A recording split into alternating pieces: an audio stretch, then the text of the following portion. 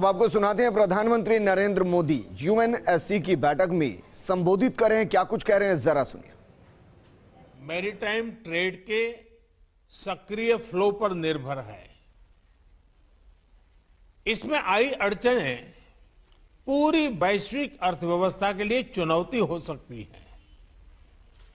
Free maritime trade Bharat की सभ्यता के साथ अनादि काल से जुड़ा हुआ है। हजारों वर्ष पहले सिंधु घाटी सभ्यता का लोथल बंदरगाह समुद्री व्यापार से जुड़ा हुआ था।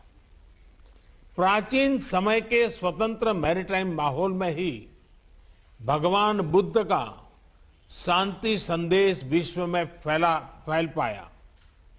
आज के संदर्भ में भारत ने इसी खुले और इंक्लूसिव एथोस के आधार पर SAGAR security and growth for all in the region का विजन परिभाषित किया है।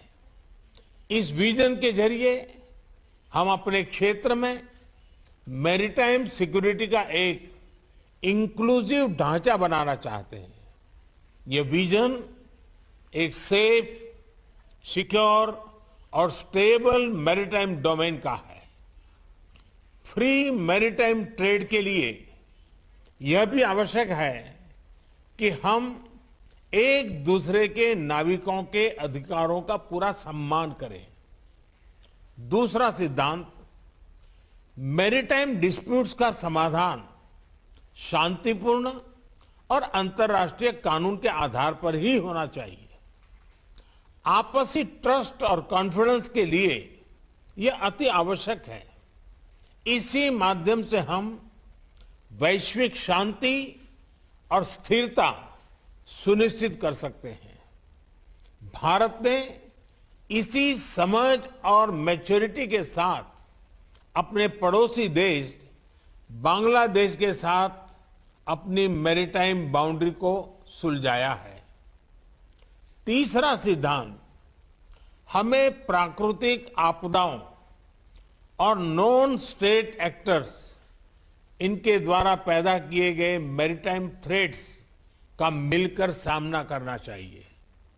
इस विषय पर क्षेत्रीय सहयोग बढ़ाने के लिए भारत ने कई कदम लिए हैं। साइक्लोन, सुनामी और प्रदूषण संबंधित समुद्री आपदाओं में हम फर्स्ट रिस्पॉन्डर रहे हैं। पायरेसी को रोकने के लिए भारतीय नौसेना में 2008 से हिंद महासागर में पेट्रोलिंग कर रही है। भारत का वाइड शिपिंग इंफॉर्मेशन फ्यूजन केंद्र हमारे क्षेत्र में साझा मैरीटाइम डोमेन अवेयरनेस बढ़ा रहा है। हमने कई देशों को हाइड्रोग्राफिक सर्वे सपोर्ट को और समुद्री सुरक्षा में प्रशिक्षण भी दिया है। हिंद महासागर में भारत की भूमिका एक नेट सिक्योरिटी प्रोवाइडर के रूप में रही है। चौथा सिद्धांत, हमें मैरीटाइम एनवायरनमेंट और मैरीटाइम रिसोर्सेज को संजोकर रखना होगा। जैसा कि हम जानते हैं, ओशन का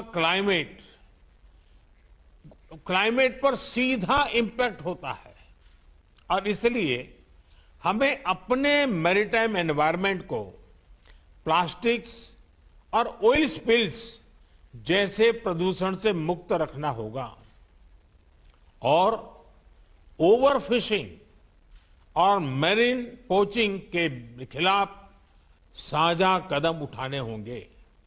साथ ही हमें ओशन साइंस में भी सहयोग बढ़ाना चाहिए। भारत ने एक महत्वाकांक्षी डीप ओशन मिशन लॉन्च किया है। हमने सस्टेनेबल फिशिंग को प्रोत्साहन देने के लिए भी कई पहले ली है।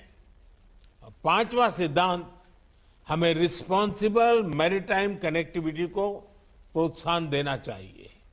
यह तो स्पष्ट है कि समुद्री व्यापार को बढ़ाने के लिए इंफ्रास्ट्रक्चर का निर्माण आवश्यक है, लेकिन ऐसे इंफ्रास्ट्रक्चर प्रोजेक्ट्स के डेवलपमेंट में देशों की फिस्कल सस्टेनेबिलिटी और एब्सॉर्प्शन कैपेसिटी उसको भी ध्यान में रखना होगा।